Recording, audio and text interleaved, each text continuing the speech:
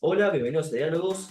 Soy Facundo Guani, estoy con Matías Suárez Colce y hoy estamos con el politólogo y especialista en relaciones internacionales, o más bien en geopolítica, para ser un poco más precisos, el reconocido académico, no creo estar errándole en esta categoría, Fabián Calle. ¿Cómo estás, Fabián? ¿Cómo están? Gracias por la invitación. No, gracias a vos, Fabián, por acceder. Bueno, Facundo, ¿querés empezar vos con Bueno, mientras alguna Matt pregunta? tuvo un traspié ahí, con, ahí está. Sí, Ah, primero, ¿tu internet está funcionando bien? Porque recién tuviste un ahí traspié parece que ahí breve. tuvo ahí un lapso, pero parece que ahora está bien. Muy bien. Entonces, Fabián, a mí con lo que me gustaría comenzar es o sea, considerando la perspectiva geopolítica clásica, ¿no? Eh, Ratzel, etcétera. ¿Qué rol juega Argentina en el balance de poder del hemisferio sur? Considerando que tenemos un gobierno que en el hemisferio sur es totalmente atípico con el resto de, bueno, los otros estados. A ver, vamos un poquito a lo general de la región y después bajamos a la Argentina para entender la posición.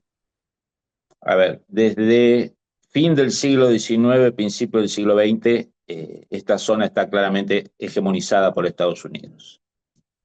Hay gobiernos contestatarios, ha habido experiencias de populista por izquierda, populista por derecha, pero ninguna nunca representó una amenaza existencial a los Estados Unidos. ¿Sí? Pensá que después de 15 años de kirchnerismo puteando a Estados Unidos no le sacó ni la visa a los kirchneristas. O sea, no es que, o sea, como me decía un viejo diplomático americano, el PT, el kirchnerismo, Boric, son un granito de sal en el zapato, no es ni una piedra en el zapato. Porque en el fondo muchos de ellos, hasta ahora, veremos Lula en los próximos 2 años, nunca cruzaron una línea roja. Nunca pasaron el límite de afectar la seguridad nacional de Estados Unidos seriamente. Molestaron, actos, declaraciones, coqueteos, pero los chinos querían un puerto en Tierra del Fuego y no se hizo. Los chinos querían aviones chinos para la Fuerza Aérea Argentina. El kirchnerismo durante 12 años dijo que lo iba a comprar y no lo compró. Eh, los chinos querían una central nuclear de uranio enriquecido en la Argentina y no se hizo. Por lo tanto, lo primero que hay que entender, puede cambiar a futuro, pero que esta es una zona que Estados Unidos considera segura, más allá de gobiernos afines o de gobiernos menos afines. Insisto que esto es algo que nos va a dejar abierto si esto va a seguir así a futuro, pero hasta ahora esa es la foto. Por lo tanto, ninguno de nuestros países es considerado parte del tablero del balance de poder o geopolítico. Es como una zona dada, ¿no? De disputas geopolíticas se dan en Asia Central, se dan en el Medio Oriente, en el Indo-Pacífico, pero en América Latina no figura como una zona de balance de poder porque no hay balance de poder. Hay un abrumador desbalance de poder. Dicho esto, ¿qué activo hay ahora? Que la región empieza a ser vista con mucho más atención por Estados Unidos, te diré que en los últimos 80, 90 años. ¿Esto qué quiere decir? ¿Que es la zona más importante del mundo? No. Es una zona que está transformándose en más importante que ella misma antes. Ese es el justo grado de medición de la importancia. ¿Por qué? Primero que todo porque hay un actor que intenta entrar en la región, que ya entró, en lo económico, en lo comercial, en lo financiero, y que como toda influencia económica, política, eh, comercial, empieza después a meterse en temas de seguridad, en temas más sensibles, que es China, que es el primer o segundo socio comercial de todos nuestros países. Y además China tiene otro activo, que es China llega por ser vista como anti-Estados Unidos, como anti-imperio americano, llega a minorías intensas de izquierda en América Latina, que siempre están buscando quién se pelea más con Estados Unidos. La gente que se sentía atraída por la Unión Soviética durante la Guerra Fría, en la Argentina, en Brasil, en Chile. Era tu punto de referencia era el Partido Comunista de la Unión Soviética, digamos, ¿no? En sus mutaciones. Hoy esas minorías intensas, caída la Unión Soviética, caída el muro, lo que ven es cuando miran quién enfrenta a su odiado objeto, el Imperio Americano, coquetean con Irán, coquetean qué sé yo, con Hamas, coquetean con Hezbollah, coquetean con los Houthis, pero bueno, si uno tiene formación marxista, se complica un poco apoyar un fundamentalismo islámico, porque el fundamentalismo islámico, el primero que matarían serían los ateos, digamos, ahí hay una pequeña contradicción teórica, digamos, ¿no? Entonces lo que encuentran es China.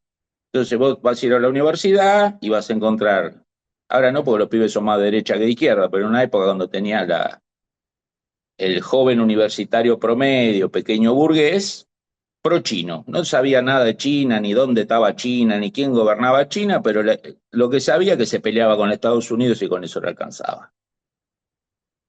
Ahora, ¿qué tiene China? China llega a esa clientela, pero también llega a los papás ricos de esos chicos, a los banqueros, a los empresarios, porque China, además de ser un polo anti-estadounidense, es un polo económico, financiero y comercial. Ese público no llegaba a la Unión Soviética. Los empresarios de América Latina, excepto Helvar y algunos otros, no eran prosoviéticos. Y lo que eran prosoviéticos porque tenían negocios con la Unión Soviética, pero ni la Sociedad Rural, ni la Unión Industrial Argentina, ni la Fiespi de Brasil eran prosoviéticos. Ahora vos podés ir a un evento de estas grandes cámaras empresariales y escuchar gente que habla muy bien de China, que fue a Shanghái, que el gobierno chino lo llevó, que lo trajo, el orden, la disciplina. Conozco decenas de casos de grandes empresarios que tienen una gran admiración por el régimen chino, que cuando uno rasca un poco, la admiración viene de los negocios, viene de la plata. Jamás vivirían en ese régimen, ni ellos ni sus hijos. Entonces es un soft power no menor el de China, ¿no? Minorías intensas de izquierda y clases empresariales y de negocios. Y Estados Unidos ve eso. Y Estados Unidos cada vez que ve que un actor externo se mete en la región, pasó en los 30 con la Alemania nazi, pasó en los 60, 70 con la Unión Soviética a partir de Cuba, reacciona, se despierta, deja de dar a América Latina como una zona dada y empieza a desarrollar una estrategia que combina economía, política, inteligencia, militar, seguridad. En los 30 se llamó Alianza Política del Buen Vecino, en los 60 se llamó Alianza para el Progreso, y ahora no sé qué nombre marketinero le pondrán. Donde participa el presidente, pone el cuerpo el propio presidente. Roosevelt vino a Buenos Aires, hizo amigo de Justos, hizo amigo de Ortiz. Cuando Ortiz se enfermó, le mandó su médico personal, cultivó la relación con Getulio Vargas, lo fueron llevando de ser un fascista carioca o gaullo, mejor dicho, a ser aliado de Estados Unidos en la Segunda Guerra. Y en los 60 lo mismo. Cuando, si vos te fijás, el vínculo Kennedy-Frondizi, ¿no? La participación activa de Estados Unidos en el golpe del 64 en Brasil, el derrocamiento de Allende. Hay una política activa que tiene elementos de alentar a Chile de Frey a hacer una reforma agraria en los 60, de buscar alguna articulación vía Argentina con el Che Guevara, por ejemplo, las famosas reuniones de Frondizi con el Che Guevara, que los militares argentinos le cortaron la cabeza, pero que tenían el visto bueno de Estados Unidos. Entonces hay un despertar de esa estrategia. Y cuando vos ves la administración Trump, tenés 12 personas de primer nivel de la Florida en cargos de poder. Toda gente que hace 10, 20, 30 años interactúan con tema Venezuela, con tema Cuba, con tema Argentina, con tema Brasil. Waltz, el consejero nacional de seguridad. Rubio, el secretario de Estado. La jefa de gabinete de Trump. Y podemos seguir, nunca hubo 12 hombres de la Florida que hablaran español, que entienden América Latina, que le tienen contadas las costillas a todos en América Latina, en cargos de muchísimo poder. Y el último que yo te diría es que hay otro elemento, es que el hub o el centro operativo del nuevo conservadurismo popular americano ya no es más Texas o esos estados así tradicionales, sino que es la Florida. La Florida se ha transformado en el epicentro del nuevo conservadurismo popular americano. Un estado que hasta hace no mucho ganaban los demócratas o que eran muy peleados. Bueno, hoy la Florida es una gran mancha roja porque el Partido Republicano ganó hasta en los counties, históricamente, Miami-Dade, por ejemplo, los counties más históricos de los demócratas. Vive Trump ahí, 12 de sus ministros y secretarios de Estado viven ahí. Digo, hay toda una movida en torno a la Florida. Yo tengo un empresario amigo que hace muchos años acuñó la Florida capital de América Latina, ¿no? Cuando vos hablás con las élites económicas y políticas argentinas, todos pasan por la Florida, o tienen un departamento declarado no, una casa, auto, novia, amigo, vacaciones. La Yo élite, creo que Matt quería decir algo, pero acá hay algo que es muy importante en relaciones internacionales respecto a la Florida, que es el rol de las NGOs, de las organizaciones no gubernamentales. Corregime, Fabián, si acá. eh, bueno, creo que está el Inter-American Institute, o hay varios que ejercen presión, y al mismo tiempo hay un gran grupo de migrantes cubanos. ¿Esto tiene algún, no sé si nexo de causalidad, puede ser un nexo de causalidad, pero alguna relación con este giro hacia Florida, hacia un estado eminentemente con intereses, por lo menos republicanos, y de un discurso republicano y con una visión estratégica sobre América Latina? mira, la inmigración cubana obviamente marca un antes y un después de la Florida, pero eso no transformó el estado de la Florida en demócrata, en republicano, durante mucho tiempo. ¿Qué ha pasado? Eh, Mucha inmigración interna de Estados Unidos, de gente que se va de Nueva York, gente que se va de California por aumento de impuestos, por agenda wokista, por inseguridad. Ha habido una llegada muy grande de americanos dentro de Estados Unidos hacia la Florida. Y en muchos casos el que se va de California, el que se va de Nueva York, el que se va de otros estados demócratas, se va por una insatisfacción impositiva, pero también por una insatisfacción ideológica. Claro, una Basta percepción ver, del mundo, sí. basta ver Sí, lo sí. que California y el manejo del incendio que hicieron, ¿no? Con la política de que si sos negro te mandan un bombero negro, que si sos blanco te mandan un bombero blanco. Obviamente cuando empezó el incendio era un quilombo que no se podía parar y se sigue quemando porque digamos, California se pasó de wokismo, digamos, ¿no? Digamos, de esta idea de las minorías, entonces las chicas ponen mujeres a hacer trabajo que por físico no le da, bueno, mucha gente no lo soportó, dijo, bueno, basta, ¿no? Una autopista que hace 30 años que la están construyendo y nunca la terminan, digamos, California con toques argentinos, digamos, ¿no? Pero con presión impositiva del 40% de tus ingresos. ¿No? Entonces a vos te sacan el 40% de tus ingresos, la autopista no funciona, se te quema la casa, el alcalde de Los Ángeles le va a poner flores a La Habana a Fidel porque es un líder de la democracia y los derechos humanos, bueno, digamos, un delirio psicodélico.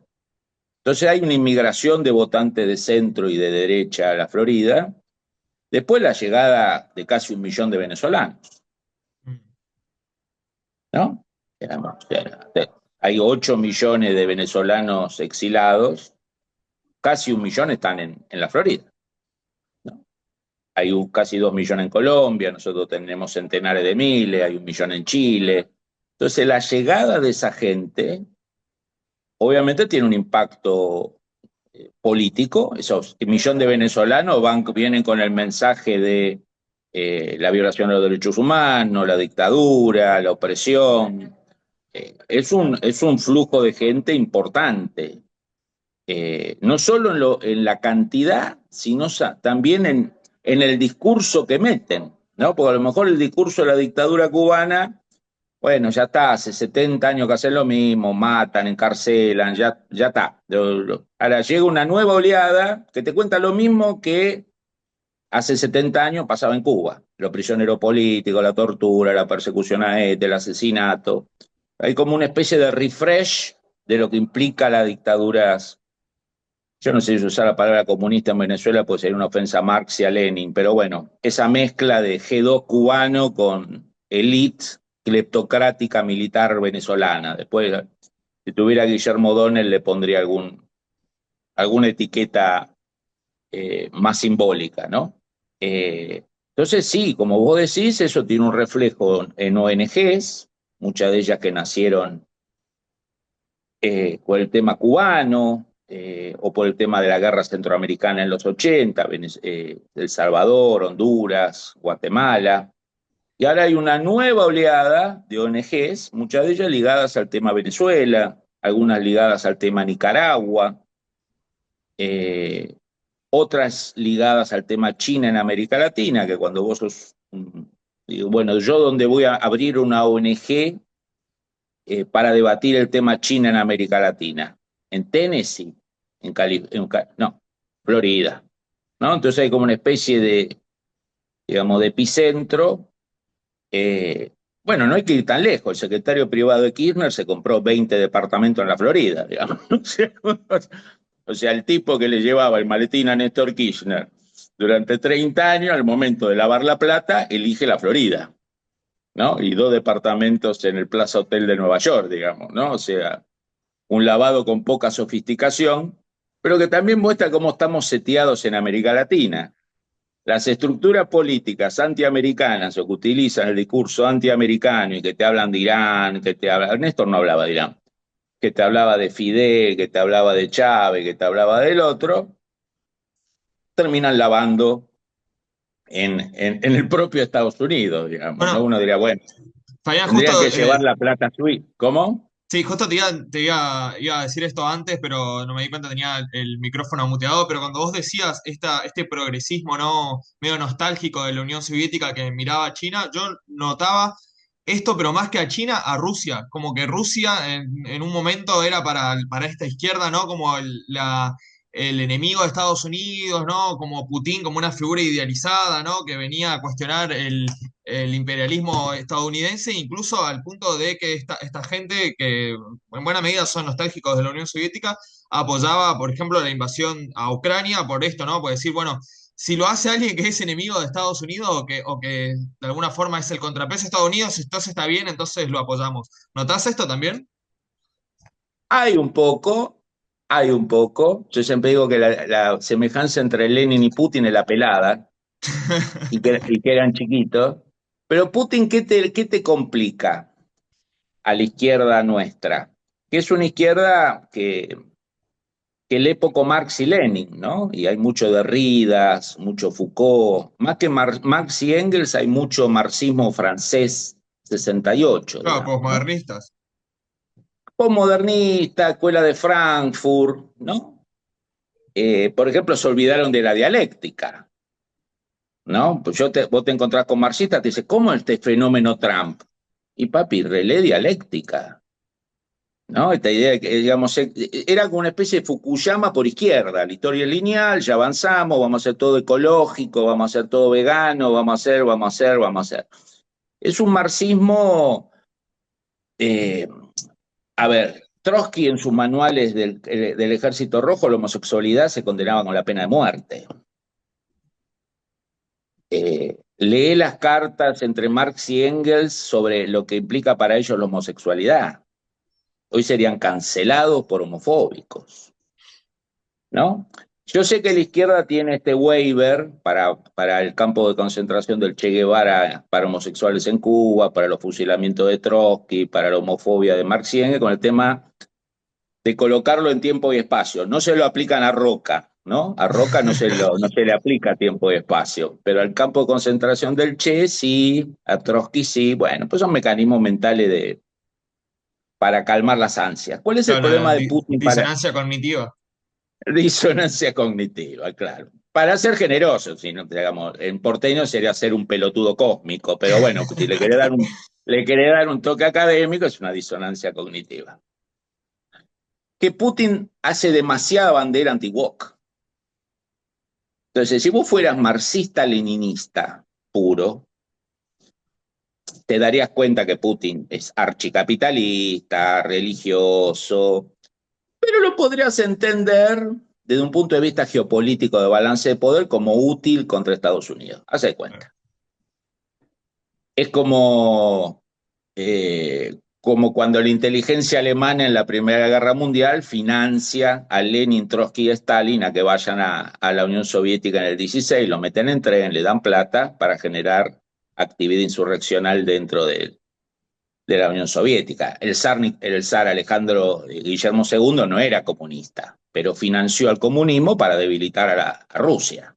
Digamos, ¿no? No hay revolución bolchevique sin el financiamiento de la inteligencia alemana en 1916, 1917. El tren que lo lleva es alemán, la plata que usan al principio es alemana, pero fue una operación de inteligencia muy, muy interesante que hizo Alemania, que le salió muy bien y después, bueno, tomó vida, ¿no? Como Frankenstein suele pasar que empezás algo y después eso toma vida. El problema que tiene es que como la izquierda occidental, en el único lugar que hay wokismo, primer mundo y versión bananera, es Occidente, digamos, ¿no? Primer mundo, wokismo, Europa, Estados Unidos, versión bananera, Palermo Soho, Sao Paulo, Santiago de Chile, Valparaíso, bueno, DF, México. Nosotros tenemos la versión bananera del wokismo americano. Ahora, ese wokismo americano, en gran medida, en su mutación, es la izquierda latinoamericana. Si vos agarrás el kirchnerismo, no es marxismo-leninismo, ni es peronismo. O sea, un peronista que odia a los militares es un oximorón, digamos, ¿no? O sea, todos los militares son hijos de puta. Tu fundador fue militar, bueno, pero mi ídolo es Evita, Evita feminista y guevarista. Evita era machista Antifeminista radical, sí. y antifeminista. Además, no hay que descubrirlo, hay que poner en Google Evita, y hay discursos, hay videos, no es que tenemos que reinventar Evita, Claro. ¿no? La Evita, este estilo Sí, la razón de mi arrocito, vida ya tiene discursos antifeministas. bueno, hay que obedecer al general, ¿viste? O sea, es la machista perfecta, no ni en el buen sentido ni en el mal sentido. Ella pensaba eso, que había un jefe que era su marido y que había que obedecerlo y que la mujer no tenía que romper los quinotos, tenía que trabajar, bueno, etcétera. ¿Cuál es el problema con Putin?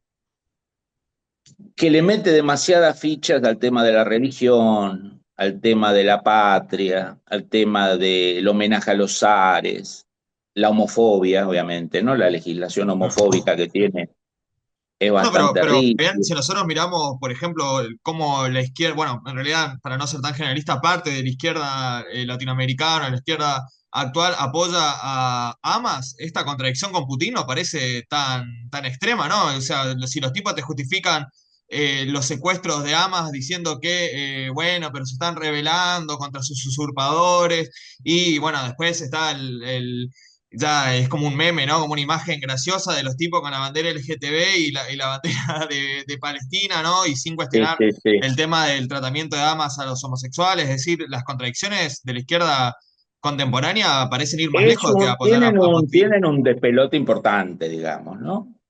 Yo creo que se resolvería más si fueran marxistas-leninistas, Volver a ¿no? los orígenes, ¿no? A las Volver bases. a lo tradicional. Mira, Lenin tiene un libro maravilloso que se llama El izquierdismo como patología infantil del comunismo. ¿no? Y cuando vos lees ese libro, ves a la izquierda de hoy. O sea, lo que él llama infantilismo, estupidez del izquierdismo, es lo que hoy llamaríamos el wokismo. No dicho por Hayek, por Mises, dicho por Lenin. Lenin diciendo, no sean tan tarados, no sean tan infradotados, ¿no? El mayor crítico al wokismo hace 110 años no viene de la derecha, viene de Lenin. Mm. Él ve que dentro de la izquierda hay un sector voluntarista, lineal, que no tiene pragmatismo, que ve todo blanco-negro. Si Lenin hubiera sido un dogmático, no hubiera llegado a un acuerdo con la inteligencia alemana de Guillermo II. ¿Se entiende? O sea, él llega al poder porque arregla con el imperio alemán. Digamos, no es que arregla con el Partido Socialdemócrata Alemán. No, arregla con la inteligencia del Kaiser, ¿no? Entonces lo que dice Lenin es que para llegar al poder hay que ser el pragmatismo de la NEP, ¿no? Nos vamos a cagar de hambre, ¿qué hacemos? Y bueno, capitalismo en el campo, comunismo en la ciudad, no rompamos los quinotos, y no hacemos lo boludo y seguimos para adelante. Hasta que Stalin en el 24 dice, muchachos, ¿qué somos nosotros? Comunistas. Bueno, empecemos a aplicar el comunismo. Hacemos comunismo en Moscú y en San Petersburgo, y el resto sigue todo igual. Y empieza la colectivización forzosa, la muerte, los asesinatos, y bueno, vos lees la carta de Stalin, eh, y el tipo dice, mira, lo que hicimos hasta ahora no es comunismo.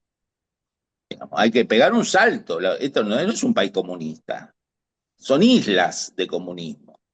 Entonces, el resto del partido le dice, pero camarada, van a morir 10 millones de personas, 20 millones de personas, nos vamos a cagar de hambre. Y bueno, hay que hacerlo, Ahora, ¿no?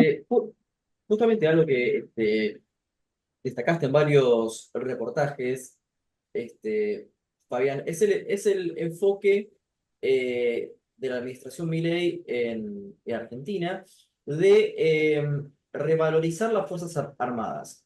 Em, Acá vamos a lo que sería un contraargumento, a lo que sería bueno, pero Argentina no tiene hipótesis de conflicto. Entonces, ¿por qué razón en un contexto de escasez o donde se busca un superávit fiscal, un cierto recorte del Estado, invertir en defensa? ¿Con qué motivo sería eso? Mira, yendo a lo ideológico, es coherente que Milei revalorice las Fuerzas Armadas en lo ideológico porque no es liberal en lo político. Milei es liberal en lo macroeconómico y quizás en lo microeconómico, con Sturzenegger de por medio. Milei es el más claro exponente del regreso del conservadurismo popular en la Argentina. El conservadurismo popular es una viejísima tradición argentina que Perón entendió y cooptó en la década del 40. Si vos te vas al origen del peronismo en los 40, por ejemplo, la familia Sadi, los Juárez, muchas son familias que vienen del conservadurismo popular, de la década del 20, de la década del 30, rivales acérrimos del radicalismo, ¿no? Hay Eh, que ver también y lo, cómo las relaciones que tenía Perón con la iglesia apenas empezó, ¿no? Que bueno, permitió la educación religiosa en el el, Estado. absolutamente, digamos, la iglesia, las Fuerzas Armadas y los feudalismos provinciales son pilares de Perón, pilares absolutos de Perón. Por eso, digamos, la caída de Perón, más allá de los problemas económicos, es cuando él, por razones que me trascienden, empieza a tener fricciones con esos factores de poder. Y llega a la quema de las iglesias, digamos, ¿no?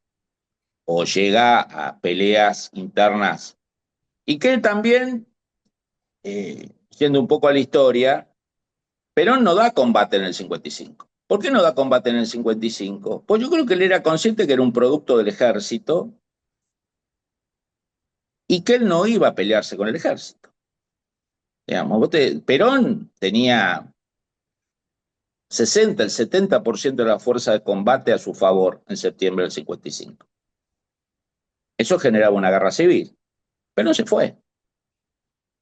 Y yo no me compro la teoría de la cobardía, puede ser, no puede ser, es intrascendente porque nada, ninguno de nosotros, ningún historiador a favor o en contra de Perón está en su cabeza.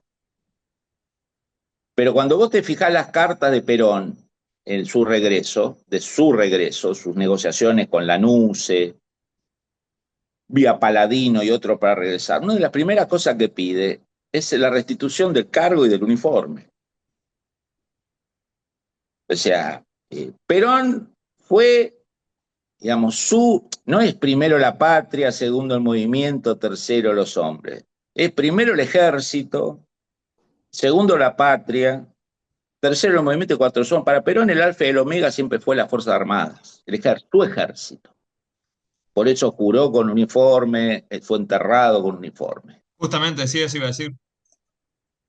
¿No? Y obviamente usó a la izquierda para volver, después lo llamó y le dijo, chicos, hasta acá llegamos, me hago cargo yo, la izquierda lo desafió por mala lectura o porque la izquierda, los movimientos subversivos también tenían otra matriz que no era solo peronista, ¿no? Había algunas manos internas y externas que iban más allá de Perón y le siguieron la rosca y Perón decidió eliminarlos. Si Perón hubiera vivido 3 años más, el fenómeno subversivo en la Argentina lo termina Perón.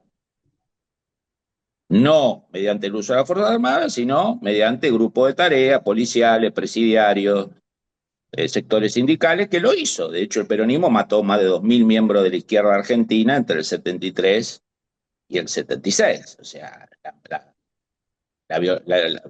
el operativo Tucumán contra el ERP no empieza en el 76, empieza en el 74 y de hecho en el 75 el ERP está liquidado en Tucumán y eso lo hace Luder y Isabelita con el general Vila a la cabeza. La campaña antiinsurreccional muy exitosa en Tucumán la hace el peronismo, no le hace la Fuerza Armada, no lo hace Videla, ni Agosti, ni Macera. Y a Macera lo nombra jefe de la Armada Perón, sabiendo quién era, de dónde era, hacia dónde iba. Sí, Macera no cae y de un a Videla lo nombra, si no me equivoco, a Isabelita. Videla llega después del planteo militar contra la Plane, el jefe del ejército, y el peronismo lo pone a Videla, digamos, ¿no? Y además porque el generalato argentino, y en la Fuerza Armada Argentina la presencia peronista siempre fue masiva, digamos. Después había disidencia, pero es como la Iglesia Católica Argentina. Me quemaron la iglesia, pero son los más amigos, ¿no? Si vos arrancás un poquito la Iglesia Católica, siempre la terminal preferida es el peronismo, sea por izquierda o sea por derecha. Volviendo a lo de Milei, él tiene esa cosa de Fuerzas Armadas, ¿no? Muy conservadora popular, del tema religión, mucha religiosidad, en el caso del judaísmo, porque está en un proceso de reconversión personal. Pero tomemos el tema religiosidad, ¿no? Como decía Juan Pablo II, los judíos son nuestros hermanos mayores. Entre cristianismo y judaísmo hay una continuidad histórica, digamos, ¿no? Entonces podés ver el elemento de religiosidad, de orden en las calles, ¿no? Esta idea de no piquete, ¿no? La famosa frase de Perón, de la casa al trabajo y del trabajo a casa. No rompan la bola en la calle, no rompan nada, listo. O cuando Evita compra las armas a Bélgica para armar a la CGT, Perón la llama, frente al jefe del ejército y frente al jefe de la CGT, los caga pedo a Evita y a Lucero, al jefe de la CGT, y le ordena a la CGT entregar todas las armas belgas al ejército. ¿No? Ese era Perón. El mensaje de Perón fue: acá los únicos que estamos armados somos nosotros. Los obreros a la fábrica, a tocar el bombo el 17 de octubre, pero no rompa los huevos. Acá las armas las tiene el ejército, ¿no? ¿Por qué el conservadurismo popular pudo resurgir fuera del peronismo? Yo creo que uno de los elementos es que el kirchnerismo mató el conservadurismo popular, o lo hirió de muerte, y lo reemplazó ¿por qué? Por el wokismo.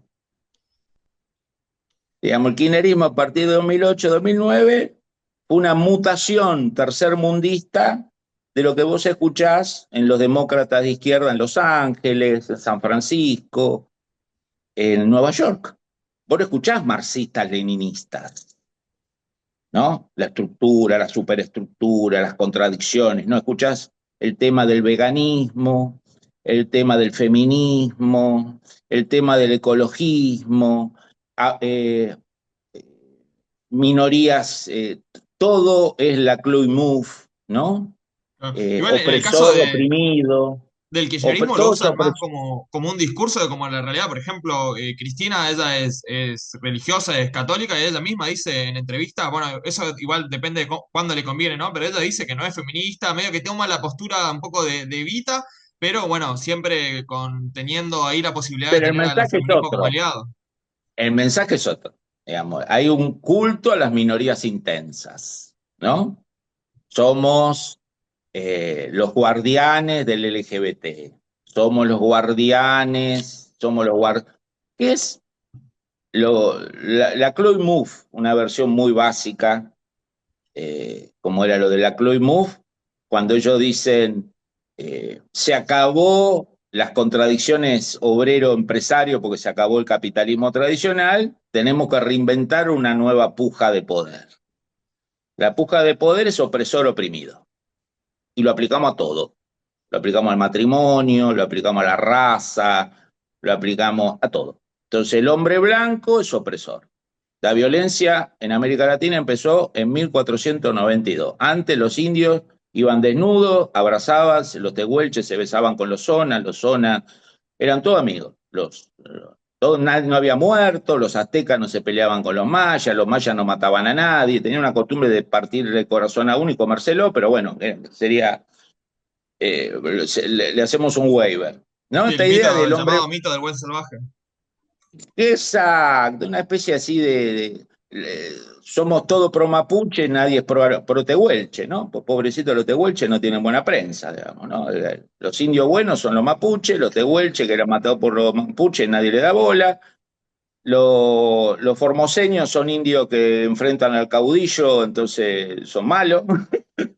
No, Los pero wichis como no te digo, están. eso también parece más algo de un discurso, más que nada del discurso, no tanto de los kirchneristas como políticos, sino de la gente que los apoya, porque en términos de la realidad, tampoco que los indígenas tuvieron un trato muy preferencial, de hecho, pasaron Para nada, penurias como siempre. para nada. No, no, digo, el kirchnerismo, a ver, los que hemos estado en política, sabemos que esta gente fue antedualdista, fue antemenemista, y la más vieja fue loperreguista. Digo, no, digamos, no, digamos, para los que estamos en política, la conversación con esta gente siempre termina con un guiño de ojo. No, sí, Fabián, soy progresista, clink, ¿no? Siempre termina con un guiño de ojo, te los encontrás en Miami, te lo encontrás en Ibiza.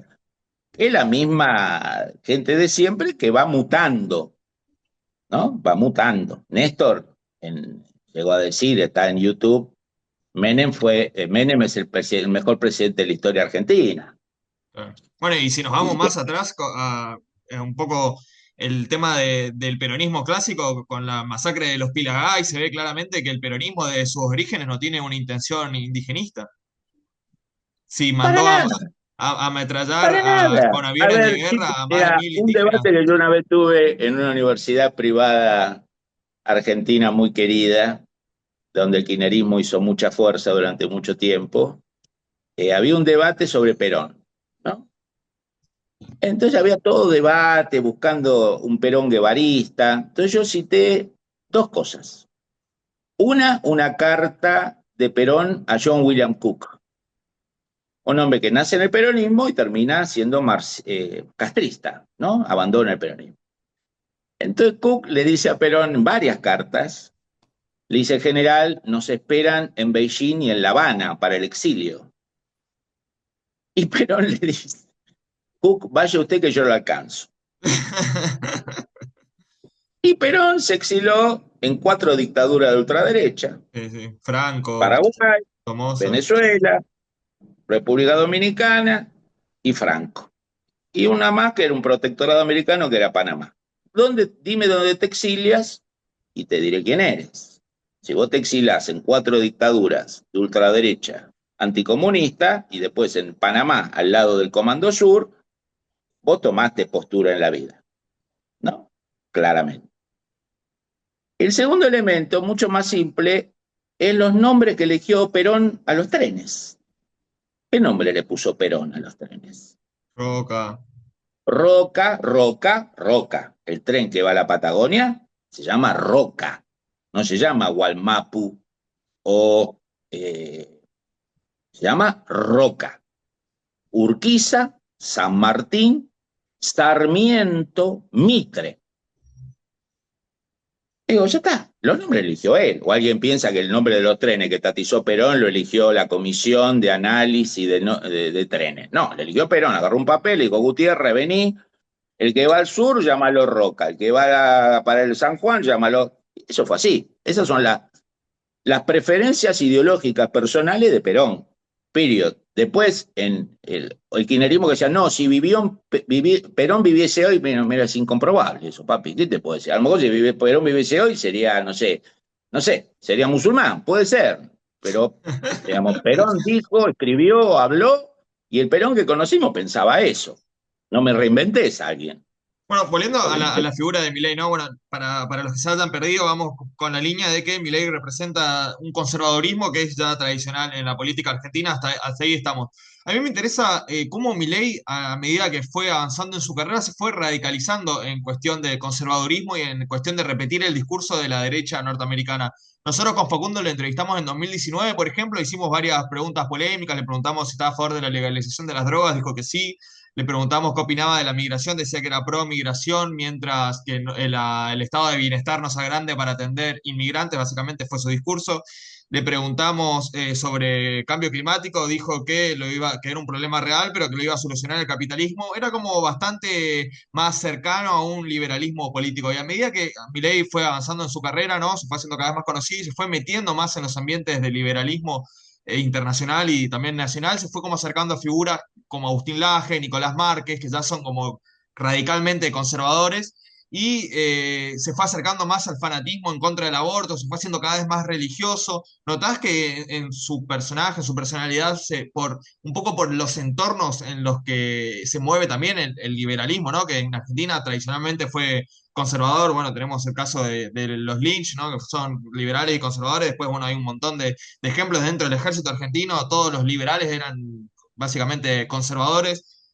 A medida que fue Milei metiéndose en este ambiente, se fue como radicalizando su discurso también en cierto sentido anti-woke. Hay que ver que el discurso de Milei en Davos básicamente está guionado por Agustín Laje, o sea, Agustín Laje como Ghost Rider o como escritor explícito, no sé cómo él se declaró, pero básicamente le dio todas las ideas antiglobalistas, conspiranoicas, ¿no? De la Agenda 2030 que viene a arruinar Occidente, todas esas ideas, Milei las toma consciente o inconscientemente de Agustín Laje y bueno, de todo lo que es el ambiente ultraconservador también estadounidense, Donald Trump, ¿no?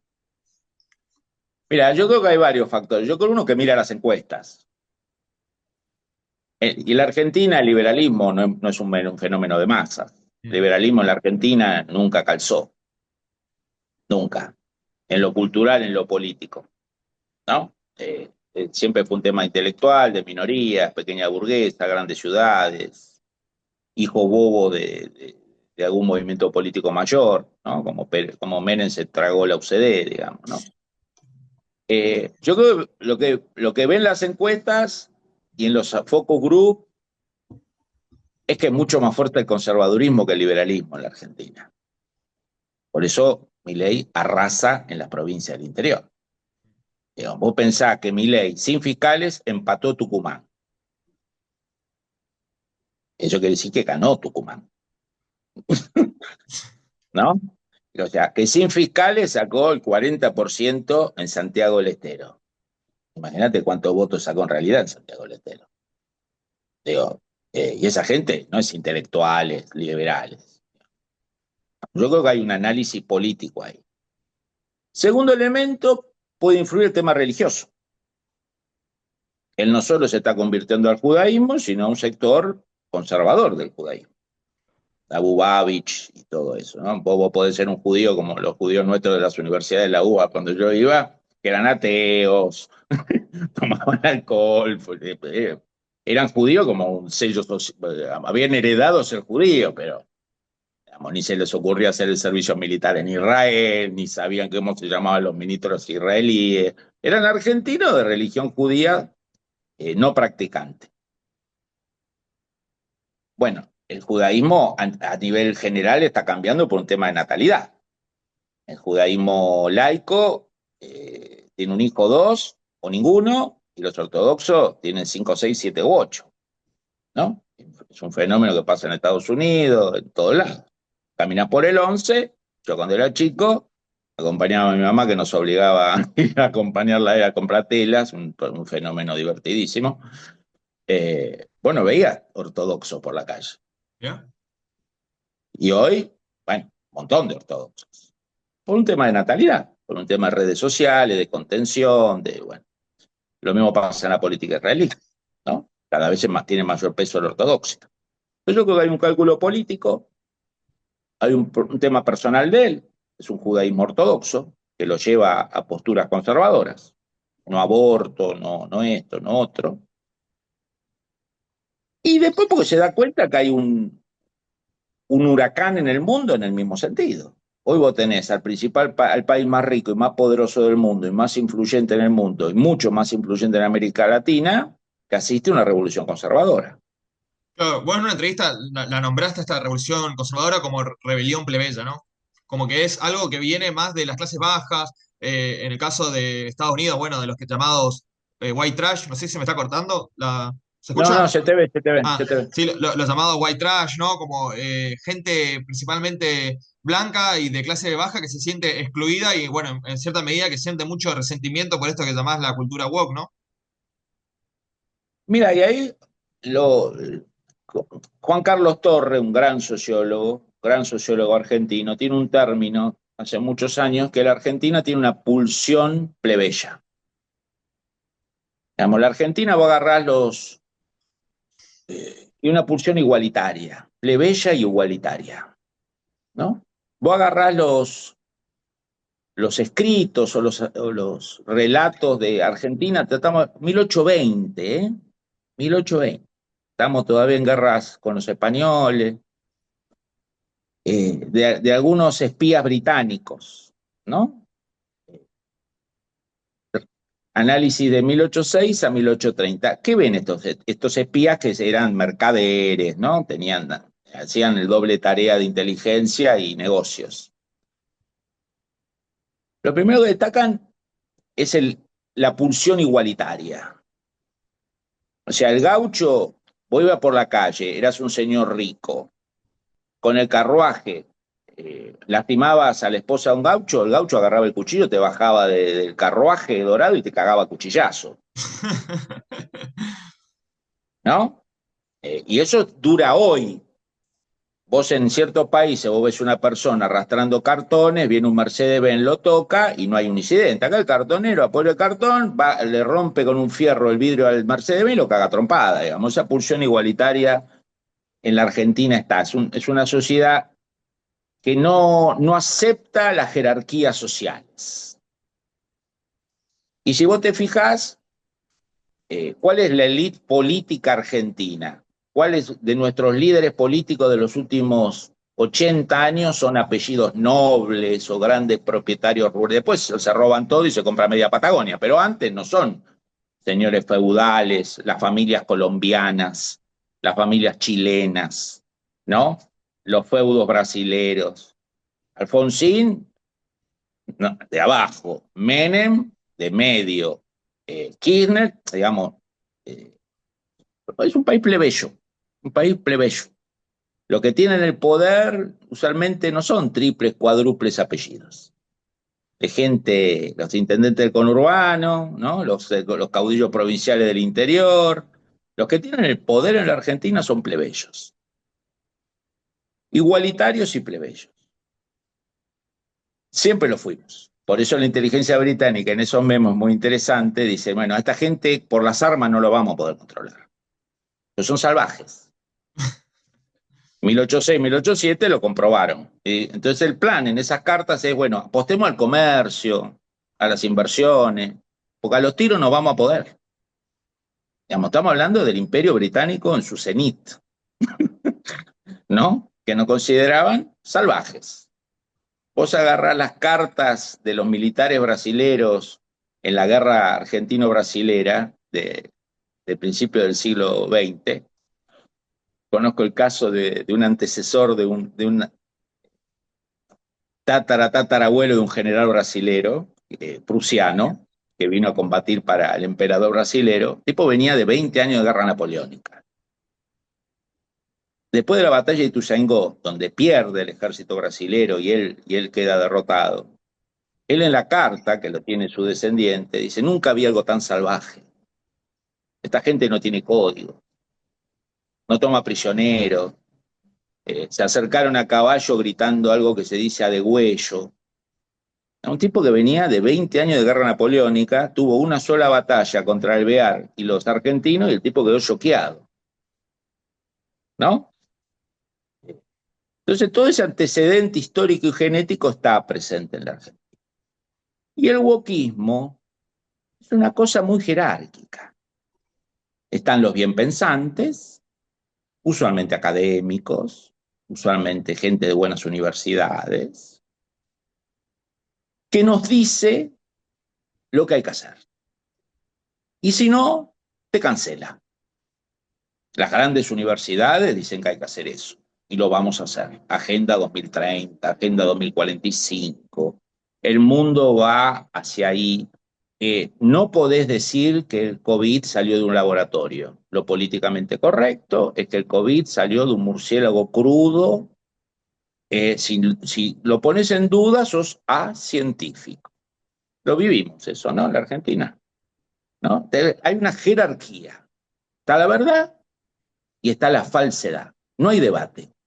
Vos no podés cuestionar nada porque sos un troglodita, sos acientífico, sos irracional. Ahora, después esa misma gente te dice que la biología es fascista y que vos, a un camionero con barba que se autopercibe Marilyn Monroe, le tenés que decir Marilyn. La misma persona que te dijo, vos sos acientífico, sos irracional, sos esto, después parte de su vida es la percepción, ¿no? ¿Vos de qué te percibís? Me percibo esto. Bueno, todos te van a tener que decir cómo vos te percibís. Porque si no te dicen cómo vos te percibís, sos nazi, sos fascista, sos intolerante. Entonces hay una combinación de mundo de la percepción, el totalitarismo de la percepción. O sea, no solo el otro tiene derecho a percibirse algo que biológicamente no es, sino que vos tenés la obligación de reconocerlo. La obligación. Y por el otro lado te persiguen, no, con la ciencia, las vacunas son perfectas, la cuarentena perfecta, la ciencia, el doctor Fauci tiene razón, hay que quedarnos encerrados, no pasen los perros, qué peligroso. Entonces es una especie de esquizofrenia, ¿no? Entre lo hipercientífico empírico y por otro lado el reino de lo no biológico, ¿no? ¿Y crees que esta idea, esta contradicción fue lo suficientemente fuerte como para tirar el electorado de Estados Unidos y de Argentina y de otros países hacia la derecha? Porque yo veo el tema del debate sobre la cuestión transgénero, lo veo como que tiene cierta relevancia en el debate público, en las redes sociales, pero no sé si lo suficiente como para mover masas de No, electorado hacia un sector, ¿no? no, ¿sabes lo que movió? Primero que todo, que estos debates son de minorías intensas. ¿Qué pasó durante 20 años?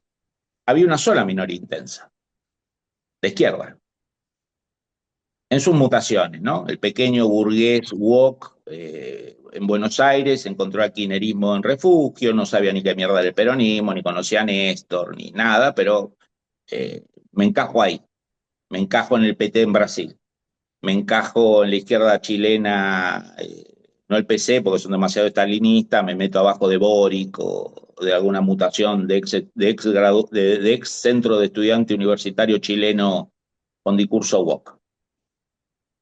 Lo que pasó es que apareció otra minoría intensa. Y yo entiendo a la minoría intensa de izquierda o protoizquierda. Yo a veces no quiero ofender al comunismo tradicional emparentándolos con ellos, digamos, ¿no? Porque yo creo que Stalin los fusila a todos, ¿no? Lenin también y Trotsky también y el Che Guevara también, ¿no? Eh, Yo los entiendo porque fue 20 años de monólogo.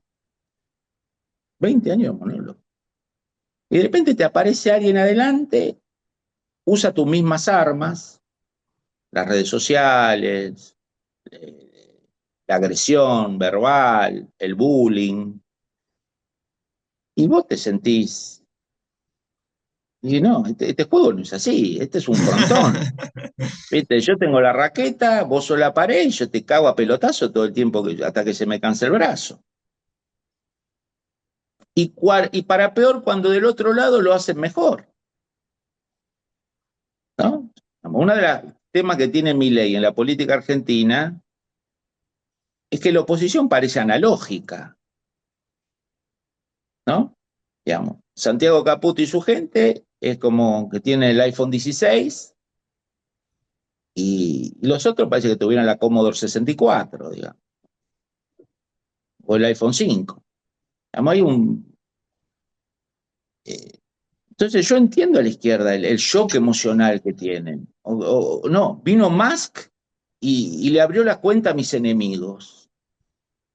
No me la cerró a mí, pero a mí no me interesa que no me la cerré.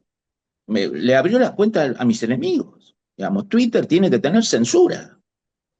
Twitter tenemos que escribir nosotros, nadie más, para agredir, para cancelar, igual que Instagram, igual que Facebook, vamos a cancelar. Es una especie de stalinismo cagón vegano, digamos, ¿no? No te fusilo, no te meto en un campo de concentración, no te pego un tiro en la nuca, pero te mato socialmente. Te llamo facho, te llamo nazi, no importa si sos judío, tu abuela estuvo en el campo de Auschwitz, vos apoyás a Hamas en realidad y le decís al otro nazi, no importa las contradicciones, vos sos nazi, vos sos fascista, vos sos totalitario. Y lo que tienen las elecciones, no es que corrieron masas. Milei, igual que Trump, igual que Bolsonaro, tienen minorías intensas que lo respaldan. Minorías intensas que lo respaldan en los grupos de WhatsApp, en las conversaciones de café. Yo lo veo cuando voy a comer, en restaurantes, esta famosa mesa de jubilados, ¿no? Entonces hay dos mileístas fanáticos que se cagan a puteada con el marxista de la mesa. Digamos. Antes eran monólogos del marxista, que se hacía pasar por peronista. Bueno, hoy tenés tipos jóvenes de todas las edades que dan pelea ideológica. Algunos, pelea ideológica formada, inteligente, con datos, y otros, bueno, cliché, blanco, negro, bueno, malo. Entonces, esta nueva derecha juega el mismo juego que jugó la izquierda, y el tema es que lo juega mejor, a Vos, nivel tecnológico, a nivel de redes. al comienzo eh, nombraste dos conceptos, el concepto de populismo no, de izquierda y el concepto de populismo de derecha. ¿Considerás que el fenómeno Milei y Trump son populismos de derecha? ¿Entran dentro de esa categoría? sí, pero populismo yo no lo uso en el sentido despectivo del término, lo uso en el sentido de Gino Germani, ¿no? Porque populismo se transformó en la piedra arrojadiza contra lo que no me gusta, ¿no? Eh, el populismo tiene, como diría Gino Germani, varios factores. Un conjunto de ideas simples y que llegan, no, no intelectualizar el discurso. Ese discurso lo tiene un emisor, que es el líder, que se comunica directamente con su gente. Digamos, salta lo institucional, salta el Congreso, salta la mediación política, que antes era la plaza, ¿no? El micrófono a los gritos, líder, masa. Perón el 17 de octubre, Perón el 1 de mayo, ¿no? Irigoyen abriendo la persiana de su casa y haciendo con la manito así, todos los radicales saltaban, pero no, Irigoyen no decía un carajo y volvían felices a su casa porque los había saludado el peludo, digamos. Bueno, hoy eso tiene un multiplicador que es Twitter, que es Instagram, que es las redes sociales. Ideas simples, sencillas y una relación no solo ideológica, sino una relación afectiva. Vos querés a tu líder. ¿no? Sí, eso termina A ver, derivando también en el fanatismo. Es una consecuencia sí, de ese por, manejo. gracias a Dios, sin violencia, ¿no? Porque una cosa interesante, cuando se acusa a la derecha de violencia, yo no conozco ningún candidato de izquierda que haya sido acuchillado en Brasil. Bolsonaro sí. Bueno, sí se hubo Y violencia a, en en el y caso a Trump del. casi le vuela la cabeza por 3 centímetros. Digamos que hay un No, por eso. problema, Pero ¿no? sí fue violento, por ejemplo, el asalto al Capitolio en Estados Unidos, que fue casi un intento de golpe de Estado.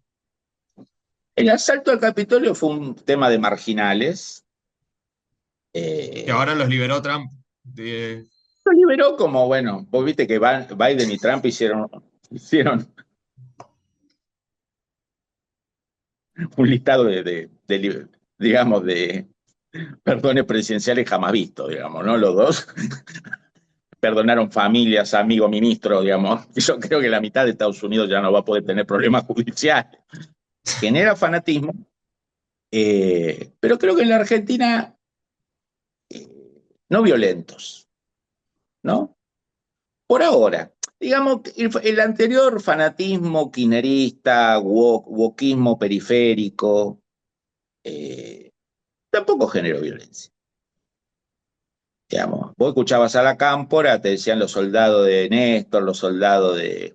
Pero no tenían FAL, tenían CBU, trabajaban en ANSES, en PAMI, no había ni FAL ni AK-47. Vos cuando lo mirabas eran todos, no, estoy en el PAMI, estoy en el ANSES, estoy en el municipio de La Matanza, estoy en Berazategui, tengo la beca UBA de investigación postdoctoral, post-CONICET, post-Universidad de Rosario.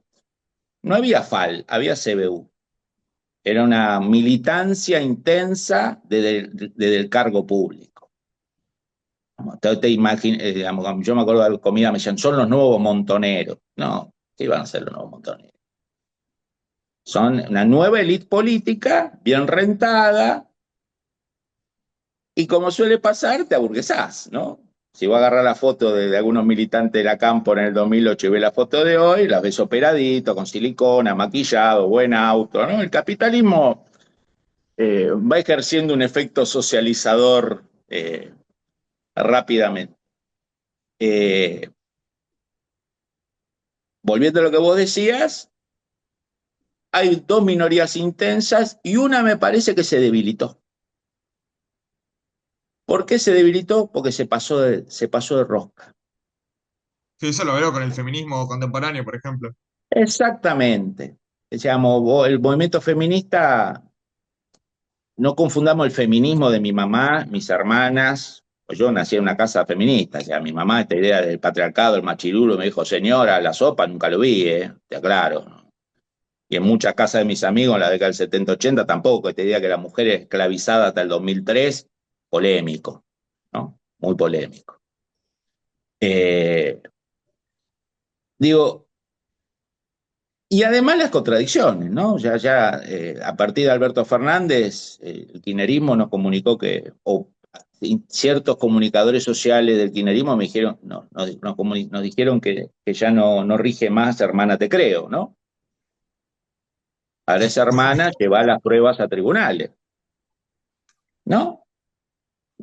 ¿No? Sí, sí, Eh, sí. bueno, entonces la hermana te creo desapareció, eh, la agenda feminista se licuó, la agenda feminista intensa, digo, ¿no? La ideologizada. Eh, ya ningún kirchnerista dice la inseguridad es una percepción. Como máximo mantiene el silencio. Kicillof se la pasa hablando de aerolíneas, porque lo que tenemos familiar en el conurbano sabemos que es el Congo urbano, ¿no? Entonces, a ver, no, Milei, Hayek, Mises, parece que Kicillof estuviera todavía en la UBA dando clase de neomarxismo. No, papi, vos estás gobernando una provincia que el 70% de los pibes no terminan el colegio. Simplemente basta ver lo que es Moreno, Merlo y Tuzaingó, podría nombrar cualquier partido, ya es un desastre. Sí, yo vivo en La Plata, acá es el caos total, zona liberada, pues, una Bueno, por delincuencia nunca eso, vista. este es uno de los motivos por los cuales creo que Kicillof no va a desdoblar la elección, porque si desdobla la elección se provincializa el tema y está liquidado. Me tiene que seguir hablando de Mises, de Davos, ¿no? Como si fuera un profesor, un JTP de la UBA que va por el mundo hablando. Pues yo no te diga, che, papi, está bien. Hablemos de mi cuadra, de mi asfalto, de mi cloaca, ¿no? Una provincia donde el 50% no tiene cloaca, quieren comprar una aerolínea. Digo, no, papi, hace la cloaca y después compramos aerolínea, si nos sobra plata. Pero bueno, pero lo que vos ves del otro lado es silencio. Ya nadie levanta la Ahora, bandera woke, ni nadie levanta el hermana yo te creo, ni nadie levanta la yuta es la asesina, ni nadie levanta... Hay un silencio del otro lado. ¿Y por qué hay un silencio? Y porque se pasaron de rosca. Se pasaron de rosca y provocó una fatiga, un cansancio. Vos cuando analizás las encuestas en la Argentina, hay un sector de chicos jóvenes, menores de 30, clase media baja y baja, que están podridos de la idea que son el hombre es asesino, que matamos a las mujeres. Bueno, basta de esto. Basta. Yo no mato a nadie, ni le pego a nadie, al contrario, mi novia me caga palo a mí. Hay un hartazgo, ponete ahí cosa de, bueno, vos sos culpable porque sos hombre, sos culpable porque sos blanco, sos hegemónico, ¿no? Tenés ojos claros, sos hegemónico. Eh, bueno, eso saturó. Y como siempre se hace en la Argentina, se hacen las cosas de manera excesiva, ¿no? Y además tuviste la desgracia de tener un presidente como Alberto Fernández, que fue como un meme de todo esto, digamos, ¿no? Bueno, y la cuarentena también, ahora que nombraste a Alberto Fernández, la cuarentena también influyó. Vos nombraste recién el tema de las vacunas, del encierro, todo eso radicalizó muchísimo a la gente, sobre todo, bueno, en Estados Uh, Unidos y acá también, el tema de que muchos influencers de derecha empezaron o surgieron como militantes anti-cuarentena. Así es, así es. Mira, yo la primera vez que vi a Milei fue en la casa de un pariente mío durante la cuarentena, donde un miembro de mi familia joven estaba escuchándolo en un Zoom. Yo vi un tipo con pelo que gritaba contra la cuarentena y dije, ah, mira, qué interesante. Y después me enteré que gente mucho más joven que yo, había todo un circuito de Zooms y de chats y de redes de jóvenes asqueados por la cuarentena, que querían volver a la universidad, que querían volver al colegio, que veían que había privilegios, ¿no? Que veían que en otros países la cuarentena se había levantado y la Argentina seguía. Eh, el movimiento libertario o movimiento conservador popular, como le diría yo, tuvo un gran impulso en la cuarentena. Tuvo un gran impulso porque fue como la versión bananera de 1984, digamos, ¿no? Y todas estas cosas, no, la conspiración, vos pensás que Guzmán, el ministro de Economía, creo que fue el primer ministro de Economía de Alberto Fernández, ¿no? Primero. La vez pasada alegremente dijo, no, yo veía que al ala política le parecía que rendía la cuarentena, entonces la seguía, ¿En qué sentido ¿no? les rendía? sí, De eso que le fueron unas rendían encuestas. declaraciones recientes, sí, sí, sí. Mirá. ¿No? Poner Guzmán, cuarentena, y lo dice el ministro de Economía de ese gobierno, que el tipo decía, che, muchacho, abrimos un poquito porque la economía está colapsada. No, no, dejá, Cacho, que esto va bien. Aplauso a la noche, Alberto Emperador, la gente no se protesta, no jode, tenemos encerrada la clase media. Eh, lo dice Guzmán, no lo dice la derecha a diario, Claro. ¿no? Entonces la Argentina, como siempre hacemos, nos pasábamos de rosca, nos pasábamos, ¿no? Entonces, y fíjate ese debate durante la cuarentena. Tenés, no, la vacuna, el encierro, es lo científico, no discutas eso, lo dice la ciencia. Después te agarraba esta persona y te decía, te presento a Marilyn Monroe. Ella no, este es el portero de mi casa, no es Marilyn Monroe, fascista, fascista, fascista, él es Marilyn Monroe, tratala como Marilyn Monroe porque es Marilyn Monroe. No, pero vos me acabas de decir la ciencia, la Fauci, las vacunas, Gates, el futuro, la tecnología, y ahora me decís que perciba a mi portero como Marilyn Monroe, sí. no hay ninguna contradicción. No. Entonces, llega un momento que el wokismo se transforma en un chiste, no para nosotros. Imagínate en el conurbano bonaerense bajar agenda wokista. No existe. El conurbano, el peronismo tiene que ir militando con comida, con cloaca, con seguridad. Digamos, este debate entre el wokismo y el conservadurismo popular intenso es un debate de pequeñas minorías, pero que tiene un gran derrame, porque el kirchnerismo no ganó las elecciones con los wokistas de Palermo Sojo. Pero ¿qué le dio el wokismo de Palermo Sojo al kirchnerismo? Un blindaje, digamos, un relato. Tu relato no puede ser, mira, voy a hacer cloaca, seguridad y bolsa de comida. No, no pega. No hay épica, ¿entendés? Entonces, indigenismo, patriarcado, feminismo, ecologismo. Yo sobre todo veo teoría de colonial también, sobre todo en las universidades, ¿Cómo? ¿no? La teoría de colonial, ¿no? Como un poco como este relato de, bueno, vamos a dejar Claro, de ser colonia, ya no dependemos más, pagamos la deuda externa, todo ese cuento, ¿no? Abajo el FMI, como esta idea de un nacionalismo de izquierda, digamos. claro, pero un nacionalismo que quería entregar la Patagonia, Sí, obvio, ¿no? solamente en lo discursivo. O sea, son, no, las Malvinas, recuperemos las Malvinas, no vamos a tener Fuerza Armada, pero no sé cómo le vamos a recuperar. La Cámpora mandó un velero, me acuerdo, ¿no? Que llamaba la San Martina, que la Royal Navy lo tuvo que rescatar y Argentina tuvo que pagar el acarreo de los militantes de la Cámpora. Sí, es verdad.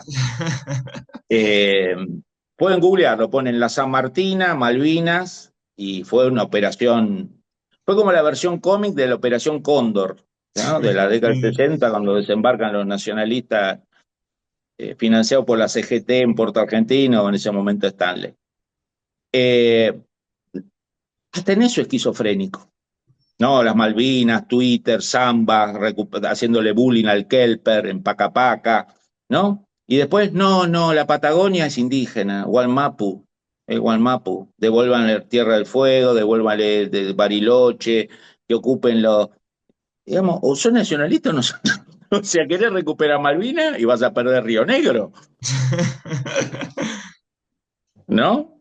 O sea, el redentismo, la tierra, no, bueno, y esa zona regalásela a esto, y esta zona regalásela al otro. Lo importante es Malvinas. O sea, vamos a tener un país que en esa cosmovisión llegaba, no sé, a La Pampa, después de tierra de nadie, tierra de los que se consideraran herederos ancestrales de la tierra, y después llegábamos a Malvinas, ¿no? Era como era la Argentina hasta La Pampa, un hueco no gobernado, porque el Estado era opresor, eh, y después Malvinas. Era un territorio descontinuado, digamos, ¿no? Exacto, y siempre con las machis, o sí, algo así, mapuches que elegían Bariloche justamente como el lugar, Nunca, nunca nada en un lugar desértico, digamos, ¿no?